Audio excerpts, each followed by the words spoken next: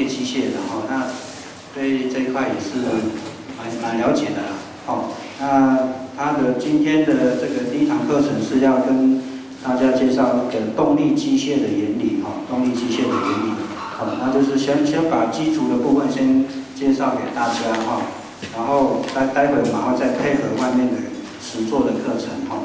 好，那我们就以热烈掌声来欢迎那个叶老师。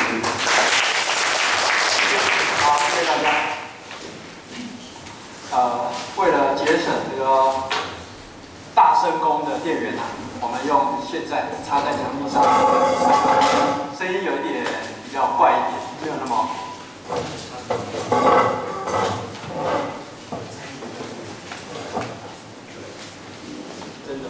真的这个声音真是有磁性多了听起来很舒服。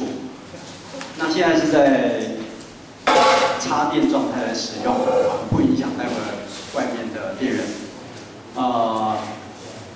我们这个班上一次应该是不到1年前就是上一期有上过，那么这是第2期了。那大家的反应都很好。为什么很好呢？因为大家都要把这个现在的农业当作是最新的、最夯的一门产业甚至于是这个 second life 第二人生，就像我如果退休之后回老家去种田，第二人生。但是我本身对农业机械比较熟悉，各位可能不是农业机械这一行这个领域要多懂一些农业机械的知识，然后回去以后才不会一直花钱买新的，旧的一坏掉要买新的用钱来解决问题。当然钱能解决问题就不是大问题但是如果多一点知识，那我们是不是可以省一点钱，然后可以做好我们的这个家里面的农事好，我看了我们课程这个前面的动力机械其实原来是黄俊宇老师他设计的，那我设计的在明天早上，我们2个的课程交换，不过没关系。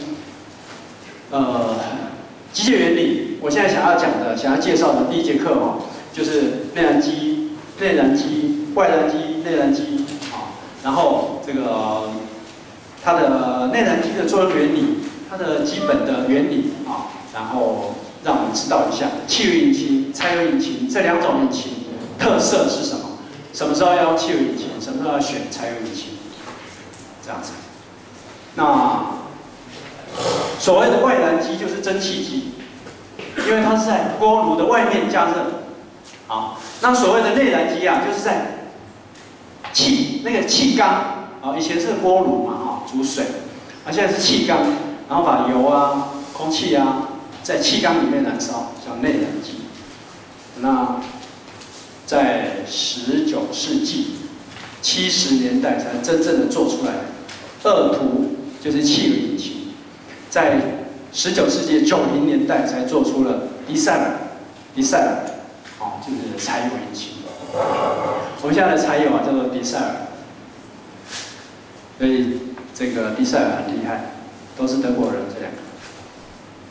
那内燃机它基本上要把热能，就是燃料燃料的热能要把它转变成机械能，然后要把这个活塞被推动之后的这种往复运动，要把它变成旋转运动。那我们的机构上就要设计成可以把往复运动转成旋转回转运动。第3个呢，就是要不断的能够恢复原状的循环，不断的循环，一次又一次，一次又一次，连续动作所以有这3个基本的作用原理还有一些详细的构造和动作。那这3个原理，各位不晓得有没有要讨论的问题？随时可以发问，这样好吗？可以互相讨论一下。介绍几个名词：气缸，气缸里面装着活塞，活塞和气缸之间要密闭、密封，不要泄漏太多的气。那要用机油去密封，那个需要一些油，一面润滑，一面也是防止漏气。还有活塞环，活塞环呢可以让活塞跟气缸之间扩张，用活塞环来扩张来密闭，让这个燃烧的高压的气体可以把力量全部加在活塞头上面压下来，不要漏气，漏气就失去了力量。气缸和活塞在内部燃烧。那气缸有它的直径和它的行程，直径形成，比如说60乘100，6公分、10公分，这蛮大的，这是非常大的一个柴油引擎的气缸。汽油引擎有时候都比较小。那还有几个名词，这个名词看起来很恐怖哦。时点有上时点和下时点，上时点和下时点，上时点、下时点，就是曲轴回转、连杆上下、活塞上下，上到最上端，下到最下端，这2点，上时点、下时点，中间这个距离就叫做行程，这个就是行程，上时点和下时点之间的距离。那刚刚我们有提到这个60乘100，这100是行程嘛？那接下来请注意哦，这个叫做排气量，就是行程这个距离它的容量。我们要先算这个直径的面积嘛，这个面积走了这么远的行程，这整个容量就是它的排气量。通常我们怎么算？直径要换算成圆面积是4/π直径的平方，对不对？4/πd平方就是πr平方，半径的平方乘上圆周率就是面积。那πr平方，如果我们用直径 ，r 是半径，如果是直径的话，就变成4/πd平方，这是它的面积。面积乘上位移，面积乘上行程，就是它的排气量。好，还有一个很重要的名词叫做压缩比，一个气缸活塞的压缩比。压缩比怎么算呢？我们要注意到，活塞到达上时点的时候，剩下的容积叫做燃烧式容积。那个时候就是那个油气点火开始燃烧、开始膨胀的那个容积，最小的容积这个容积加上我们刚刚讲的排气量的容积，就是它的总容积。总容积和那个余系容积、那个燃烧式容积的比，就是说总容积和压缩到最小的容积的比，这个比例叫做压缩比。压缩比。汽油引擎的压缩比比较小，待会我们再讲到汽油引擎、柴油引擎的原理。柴油引擎的压缩比比较高，那我们继续看就知道了。这个压缩比是引擎一设计好就有设定的，我们也没办法改。有办法改的就是把气缸弹缸把气缸弹缸，把活塞加大，这个是一个大工程有没有？要花好几千块、上万块了。摩托车就要花几千块了，小摩托车大概6000块可以去弹缸，是吧？如果你机油忘了加，骑摩托车乱冲，然后把它烧坏了、卡死了，结果呢要去弹缸然后要花这么多钱。如果是我们的引擎，如果是1引机4个气缸不得了了，很贵，弹缸很贵。好，再来一个名词，循环。循环就是要把它恢复原状，然后再从头来这样哈。那我们每次这个体积会变化，温度会变化，压力会变化，然后经过一次出力，要恢复到一开始的状态，再重新再出力，这个叫循环。那我们每一次循环大概有4个工作，要进气，我们燃烧的是空气的里面的氧，还有燃料，燃料必须要把它雾化、气化，跟空气混合跟氧气混合才能燃烧。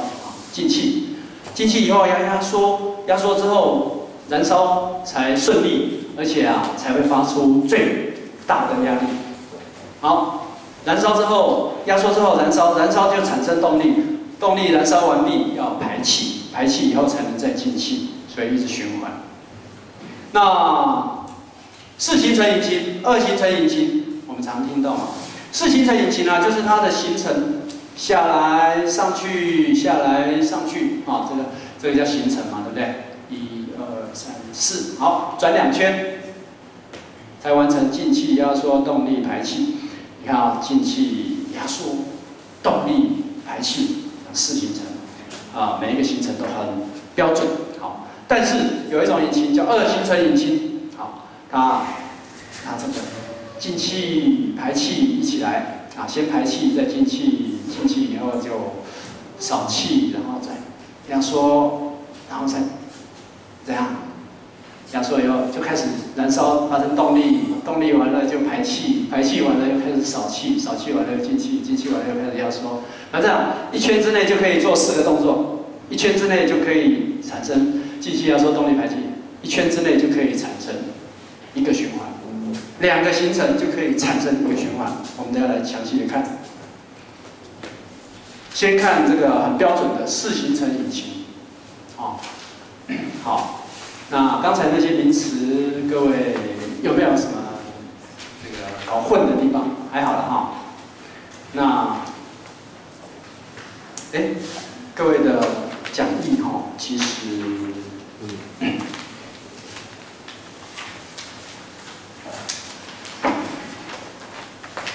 我们的讲义在20页，17页。对，17页，但是呢，跟我这个汽油引擎的前面原理差不多。好，我就把汽油引擎、柴油引擎混着在这里讲。我把一些汽油引擎的影片拿到这里来讲原理。那这个先讲汽油引擎4行程，4个行程。第一个行程进气，第一个行程要进气。进气的时候，你看这个构造上有进气阀，这边是进气口，进来的气各位这里这个汽油引擎进来的气是混合气，谁跟谁混合？空气和汽油混合。跟柴油引擎不一样，柴油引擎进的是纯空气。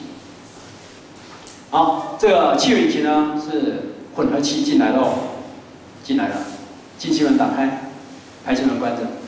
好，活塞向下运动，吸入混合气，吸入到这个燃烧室里面，到气缸里面。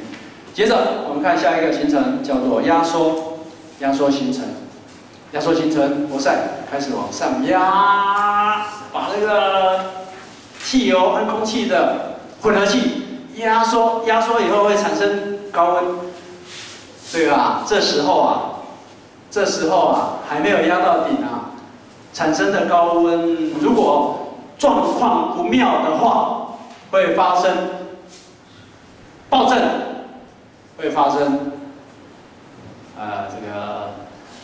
很不好的爆震会让它这个动力突然软脚这样，爆震不好。比如说有一些地方有积碳的烧红的红点会点燃了，时间还没到就开始点燃了这种。照理说应该要让火星山来点火，从中间开始燃烧下来。如果你周边有一些红点，造成它从旁边烧出来，啊，到时候啊两边烧的火就撞在一起，爆震，而且啊活塞都还没到定位就开始烧，哦，已经很吃力了，要压缩已经很吃力了，还被你爆震下来，好，压缩冲程，压到上面，火星塞啊点火开始，第三个行程，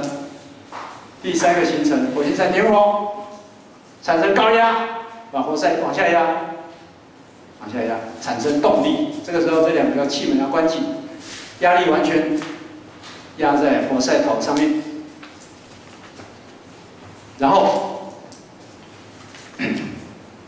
废气排出。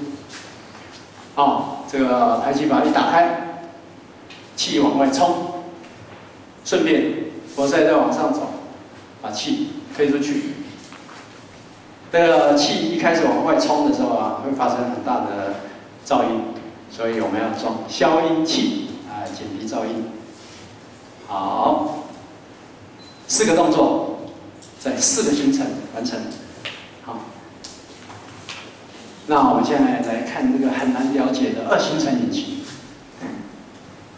刚才那4行程很明确的4个行程嘛，进气压缩动力排气，这4个名词要背起来哦。进气压缩动力排气，顺序不要错，顺序错了就不是，这个引擎大概就不会转了哈。顺序要对了好。2行程引擎啊，有点难了解，但是可以看图说故事啊。为什么呢？二行程引擎它的进气门、排气门都没有，它改用进气口、排气口。它改用进气口、扫气口、排气口，这些口开口都是由活塞来控制，活塞到哪里就开了，活塞到哪里就开了，活塞到哪里就开了，这样之类的。没有所谓的气门，所以节省了很多很多复杂的机构，对不对？构造很简单，而且它每一圈都有点火花。每一圈都有火花点火来造成动力，每一圈都有力量，不像那个4行程的，2圈才有1次力量，2圈才有1次力量，对不对？2行程好啊，构造简单，然后，同样的大小的引擎它的力量加倍，因为它每一圈都有力量，所以2行程引擎好啊，真的好啊，可是。摩托车已经不准用2行程的啦，因为2行程的汽油里面要混机油润滑，它的机油放在汽油里面，它的机油啊在这里，这个蓝色的汽油的油器里面都含有机油，它要利用这个地方来进气。然后这个机油呢会被燃烧，然后会冒白烟，会冒那个蓝烟，机油燃烧的烟特别浓，所以请。你刚才说冒白烟，那个烟有没有办法给它降低？所以那个汽油就是中油给你2行程的加机油的量它本来应该标准是25:1的机油量。它给你降到50:1这样，尽量减少机油量。你现在到中油加得到2行程的油吗？没有，要自己调，而且它会告诉你说用50:1的比例，1公升1000 cc 对1 cc 的机油对50 cc 的汽油。我们标准是说1:25。它再浓一点，像我们在田里面用的就不怕污染就1:20也可以，很浓，那引擎比较不会坏你知道吗？那机油多一点，脏一点，但是引擎比较不会坏，润滑良好，就是这样。他会给你建议说弄稀一点这样。那已经没有2行程的摩托车在卖了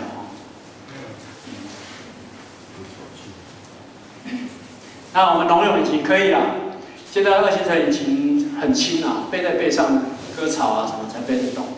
不过你要背四行程背不动，四行程大概是走在有轮子走。好，现在啊，它的原理是这样的啊，一开始从上面往下走啊，点火，然后发生动力啊，发生动力的距离这么短啊，然后呢，来到这里再往下的话，哎，就开始排气了，排气开始排气了，然后再往下一点点，开始进气了，哦，这边都关起来，这边都关起来哦，然后活塞往下压，顺便把空气把这个混合气啊吹出去，吹进去，然后把那个废气呢吹出去，这样，这个叫扫气。好，这是下来，活塞下来，下来，扫气，把这个气扫进去，扫进去，下来，你看扫气，哦，这红色的是烧过的，蓝色的是新鲜的，这样，它这个进气在这边，现在进不去了，啊，现在是被压，因为驱动箱里面要接收压力，这个压力不大啊，就是把气推进去。所以老师那个柴油这个二行程的汽油循环就只有进气跟扫气这样而已。这是活塞在上次点的时候呢，火星在点火，点火以后发生动力，发生动力，对不对？动力往下走，往下走，第一个打开排气口，接着打开驱气口，好，就是刚刚我们讲的，排气口在右边，驱气口在左边，上下有高低差。上下有高低差，排气口先开，接着扫气口才开。好，扫气，扫气，再来，活塞开始上升，关闭扫气口啊，然后那个进气也开始进气了，接着关闭排气口，开始压缩。压到上4点的时候，点火发生动力。我们再看下图，它从底下往上走，往上走，先把左边的封闭，这时候右边可以开始进气了哈。接着再把右边的封闭，封闭以后就开始压缩，压缩到上面，就回到刚才那个图，点火，这样一圈之内就有。进气、压缩、动力和排气都有了，同样的4个动作。那二行程呢，其实多一个扫气、驱气、驱逐、清扫。扫气是扫混合气。混合气，混合气在驱轴箱里面，然后驱气是扫废气出去啊，扫废气出去。新鲜的气进去，把废气推出去，难免会有新鲜的气一起跟着出去，浪费。对，比较耗油，没错。它要利用驱轴箱来进气，那这些汽油里面有加机油，有加机油啊，这些机油就会在这里做润滑的效果，这样子，包括在这个气缸壁，包括进去里面的气缸壁。跟活塞环这2个是活塞环，要有润滑的效果，都要在汽油里面加机油。所以老师，哎4行程驱轴箱要机油润滑，2行程根本不用机油。是，它的机油加在汽油里面的，是这样子，因为它的驱轴箱里面没有加机油。那4行程引擎的驱轴箱是加机油的，那在里面。那个机油啊，被这个驱轴打到变成雾了，整个都是雾，整个都是机油，哎，都要在底下润滑，这样，没有进入燃烧室，4行程的没有进入燃烧室。这个底部啊，底部大概加了这么多的机油，好，有那个油尺要检查。油表的高度，加的油量要在油尺规定的格子里面。这是4行程，机油的量要用油尺来检查啊。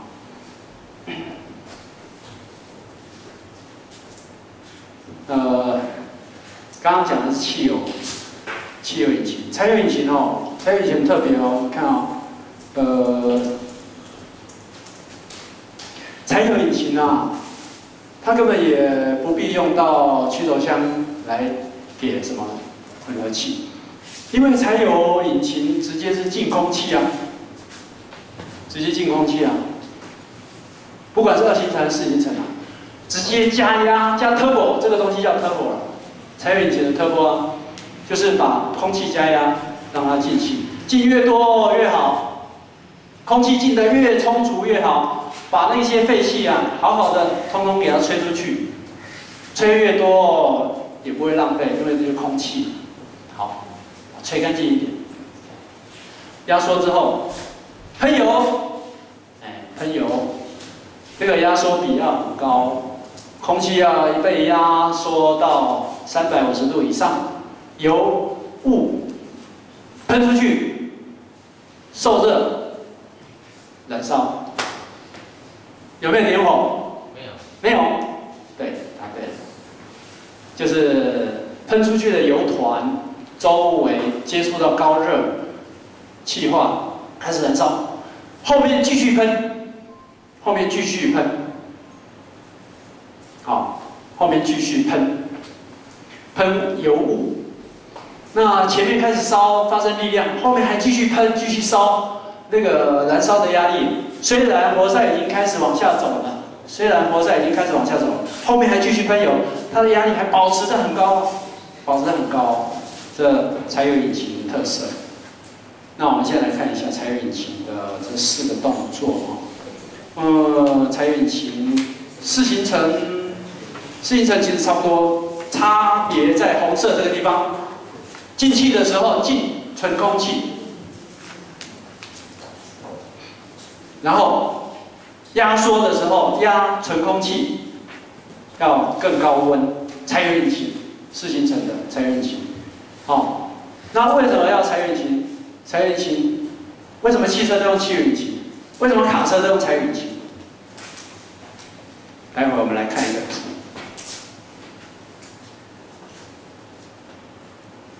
第3个行程，动力行程，柴油引擎哦，是喷油嘴喷油，然后接触到高温的空气，开始燃烧，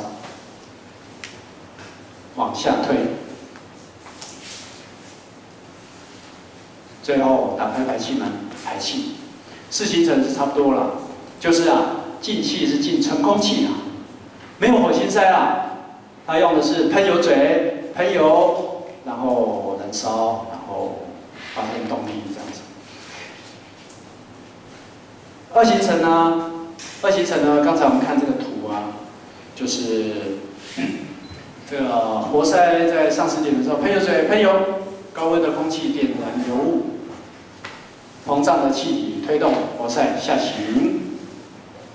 然后到排气口打开的时候，吹出去，驱气口打开 ，turbo 把预压的空气送入气缸内，这个空气尽量吹进去，驱气的作用就是把废气推出去。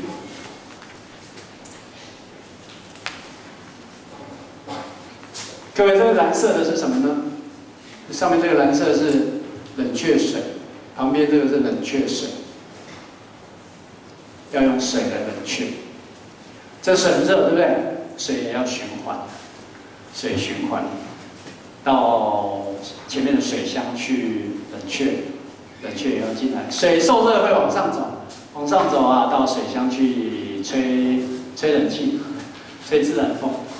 但是各位，汽车是吹自然风曳引机曳引机在田里面这个走得很慢，所以要强制的冷却要用风扇。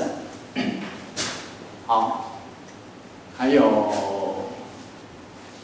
好，这是2行程的。什么样的机械里面有2行程柴油？好像有4行程我们科里面以前有一台旧的这个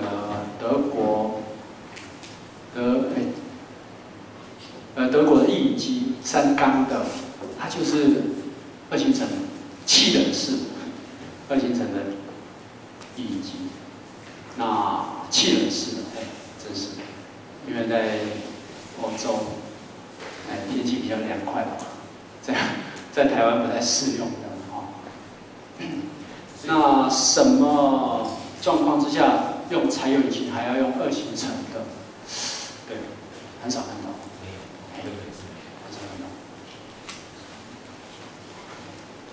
没错，因为4行程也可以用 turbo 啊，对不对 ？turbo 就是因为柴油引擎是进空气嘛，空气免费嘛，多进一点气，把排气排干净一点。好，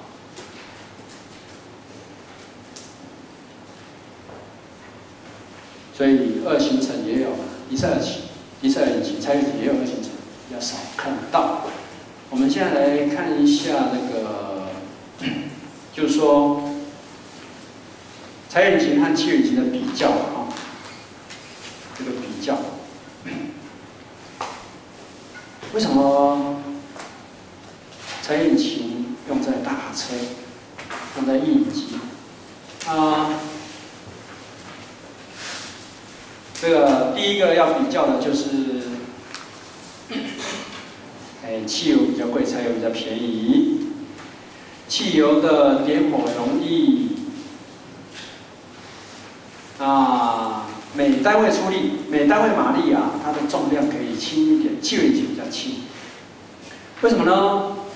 因为柴油引擎的压缩比比较高，所以要做的比较厚重，所以它就比较重。那汽油引擎因为比较轻，所以机动性比较大。比较适合在田里面软趴趴的地方跑，甚至要背在身上。第二个，我们来看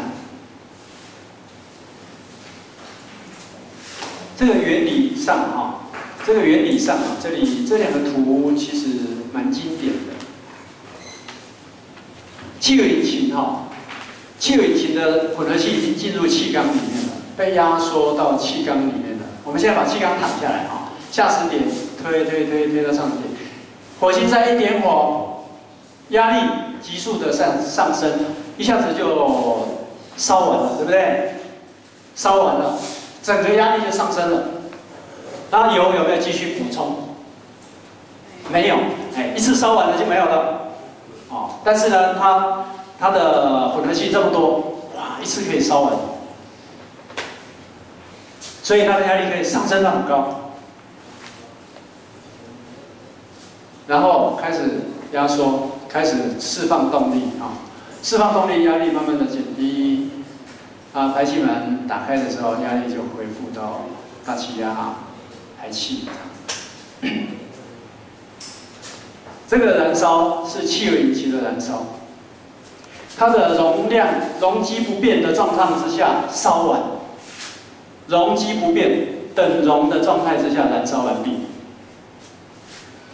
好，现在我们来了解一下柴油引擎它的特色它的喷油喷出去，它从头喷起嘛，喷到尾，到底要喷多久？就是你加油量的大小，加油量越大，它就喷得越久，加油量越少，就喷得很快就没有了，喷一点点，喷一点点，喷一点点。那你喷得久。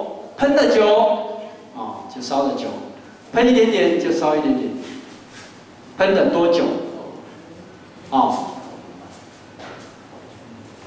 喷进去之后，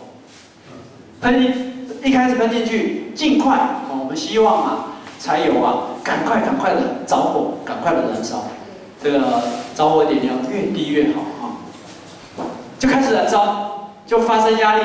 但是呢，因为喷进去的油才刚开始喷一点点而已，所以就因为活塞也往右移动，容积变大了，那一直喷油进去，压力没有降低了，压力想要升高也升不高，因为容积变大了，所以呢就保持一个理想上是保持一个等压的状态，因为还继续喷油，继续产生压力，但是活塞也被推到一半了，对不对？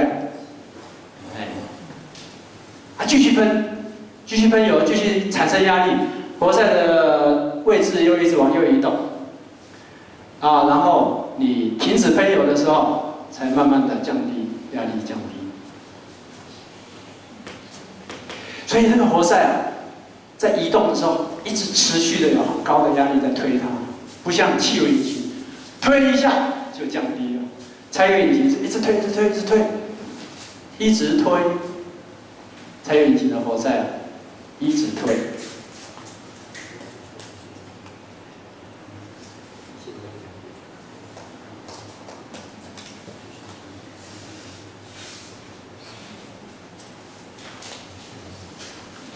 所以这两个图还蛮经典的，一个叫等容燃烧，相等容积，相等的容那个容积，气缸的容量，一次就烧完。一次烧完有一个好处呢，转速很快的时候，赶快烧完，啊，烧完了产生力量，不像柴油引擎啊。要花时间喷油，你不能转太快，转太快，这个很高速的运转的话，喷油的时间都来不及，喷不完，喷出去，哇，这个活塞很快就跑掉了，这样。也就是说，活塞在下驶点往下走的时候，它还是一直喷这个。对，继续喷。柴油引擎是这样，它的喷油有一段时间。那喷油量的多寡就是我们的油门多踩一点，它的喷油时间变长，所以它保持高压的时间变长。所以这个柴油引擎就是扭力了，它就是有扭力，没有冲力，没有速度，它低速运转非常好，啊，那比较不适用在那种高速赛车啦。但是卡车就很需要，载得太重，卡车比较重，它需要的是扭力，它不需要冲力，对不对？载那么重要起步，很大的扭力。柴油引擎适合载重车，就是它的原理不一样，对不对？载重车要柴油引擎，扭力哈，扭力就是扭转，就是力量乘上那个力臂就像手臂啊，那手臂越长啊，越轻松就可以扭动我的轴，扭动你的轴，扭动你的车轮。扭力就是让它旋转的力量，它的单位是多少公尺？它的单位是一个数字，后面是公尺。那扭力对，像我们的汽车啊，通常它的引擎的性能啊，它会告诉你说多少马力，然后多少扭力。而那个扭力都不是在最高速的时候发生的，扭力都是在差不多4000转左右的时候发生的，4200转啊之类的。那你最高速的时候，就说6000转的时候可以达到160马，你的汽车啊，2.0的，那1.5的现在可以到170几马，哦，现在那个EcoBoost。现在的那个环保车都很有力，那你要注意到它的扭力，在多少转的时候会发生扭力，最大扭力。然后现在还流行要看，比如说啦，有些车子啊，只有在4200转是最大扭力，有些车子呢3600到4600都可以产生这么大的扭力，哦，那就更棒。就是说扭力的范围更大，在3600转就可以很大的扭力了。一直到4600种都可以这么大的扭力，它扭力的那个性能非常好。扭力就是要爬坡，爬坡的时候要用到，对不对？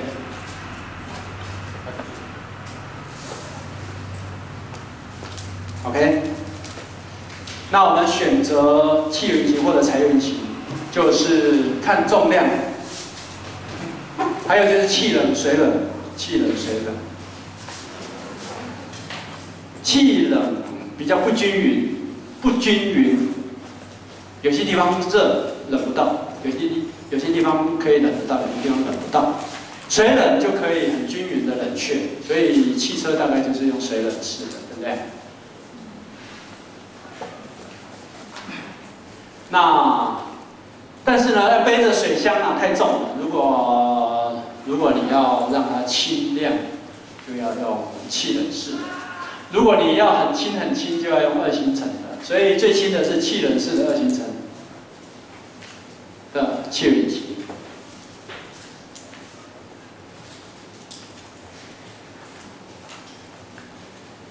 如果你要扭力够，就要选柴油引擎。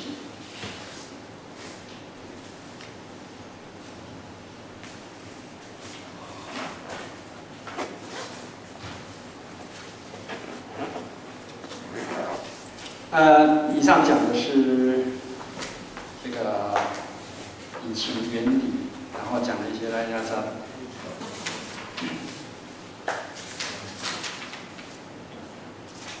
看看各位还有没有什么大小的问题？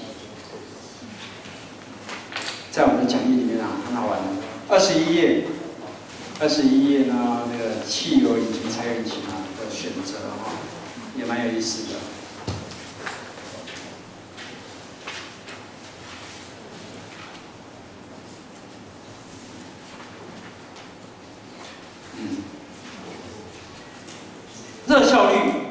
热效率就是说，你的汽油它的可以产生多少的热能嘛？柴油可以产生多少的热能？然后装在引擎里面发生了多少的能量不灭嘛？对不对？好，那么多的热能有没有产生那么多的马力啊？它的热转换的效率，那我们看21页这里有写柴油引擎比较高，热效率可以达到40到50，汽油引擎只有30，有70%的能源都浪费了。怎么浪费的？排气温度很高，那是能源。冷却水要把热量拿掉，那个热量就是能源，要冷却就是一种损失能源，还有摩擦力。 剩下真正来做工，来把车子移动或者打片这些的能量只有30%。汽油引擎柴油引擎可以有40到50。各位，你开车的时候一踩刹车就是浪费能源的行为对不对？踩刹车踩得多就是会比较耗油，对吧？ 最好是顺顺的开不要突然加油冲很快，然后突然刹车，浪费能源。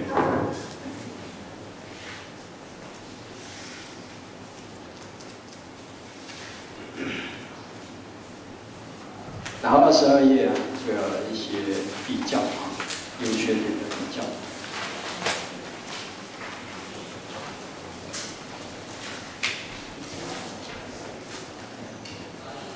那我们。 在这个优缺点的比较之下，来选择我们适用的引擎。比如说刚才这几张图，就说这个是中根机，你猜这个引擎是汽油的还是柴油的？汽油的，它是4行程还是2行程的？是4行程。都答对了，好厉害！我们在场的各位。 有在接触农机的，请你举手。就说已经开始当农夫的，请举手。手放下，谢谢。那，还没有当农夫，想要当农夫，然后完全没有那个接触到农机的，请举手。啊，有哎，真的有啊，很勇敢，真的很勇敢，啊，真的很有勇气，不是说很勇敢，很有勇气，其实不难啊，哈，哎，反正花钱也可以解决问题，对不对？好，那我们现在是要来学怎么省钱，这样，哎，好，我们再看刚才的铃声是代表还要10分钟，好，谢谢。这是一台那个洗车机啊，或者说喷农药的啊，或者说什么时候用？防菌。然后冲洗、防菌、除菌、除霉、消毒哦，这样子。好，这个喷农药也算。那它的引擎的动力用的跟刚才那个差不多，然后。是气流引擎式形成的，啊，这边是一个高压动力喷雾机，好，这个动力来源其实也有的，唯一不方便的就是啊，要插电，定点使用。那用引擎呢就可以活动，你可以放在搬运车上面，再到处去活动。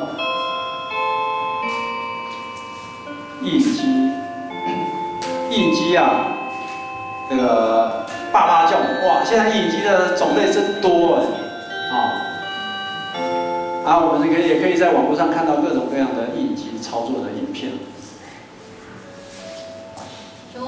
我们下一节来介绍一下印机搬运车。大卡车，哇！干嘛？我们又不是要讲卡车。另外，请印机。好。一农一零二序，一机一农一二序，这4个班级。我想，接下来时间我们来看看各位有什么问题啊？如果讲义里面啊有提到的一些，各位参考一下。那这个差不多了，我想这个是差不多的。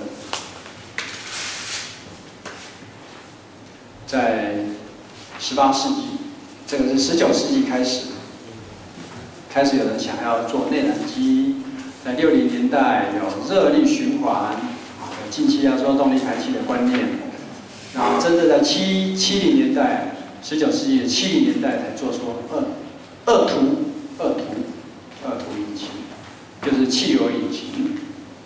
90年代才做出迪塞尔引擎。这个在第17页的讲义哈，然后第18页的讲义啊，4个行程的说明，看得懂了啦哈。经过刚才我的解释之后，看得懂了吗？这样，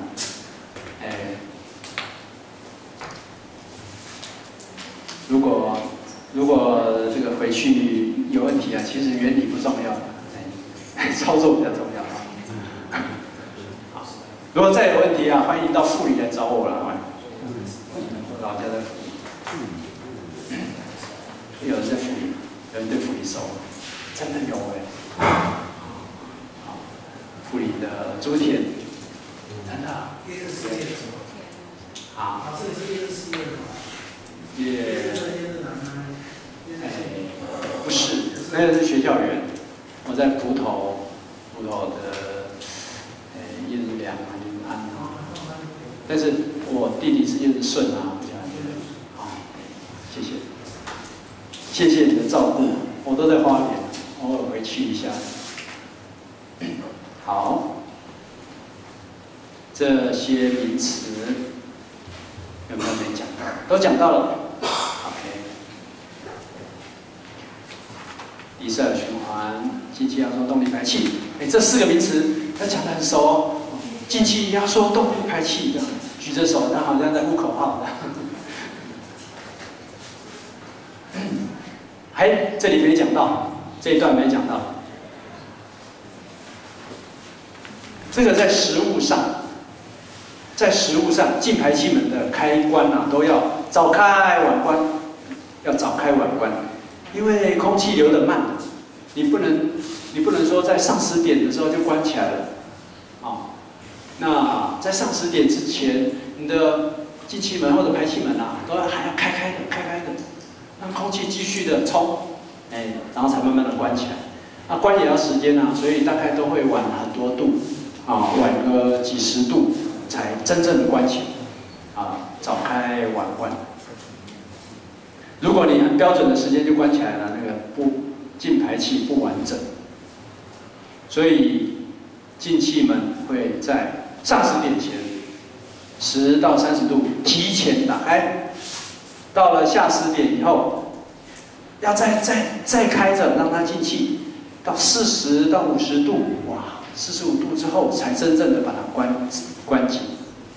好，排气门也是一样，早开晚关，早开，而且早40到50度开。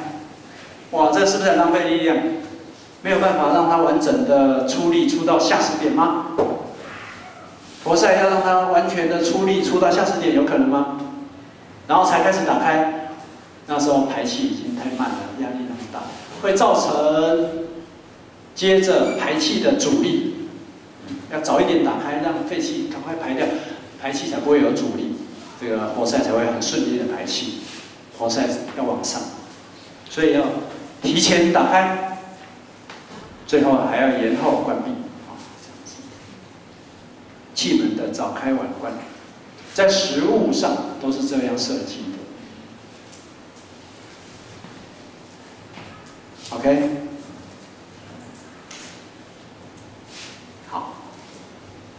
好，第1节课讲完了。